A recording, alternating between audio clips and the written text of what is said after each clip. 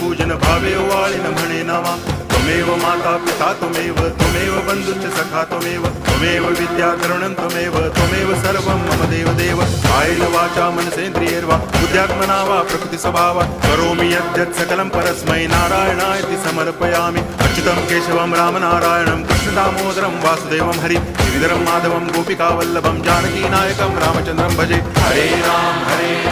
Ram Ram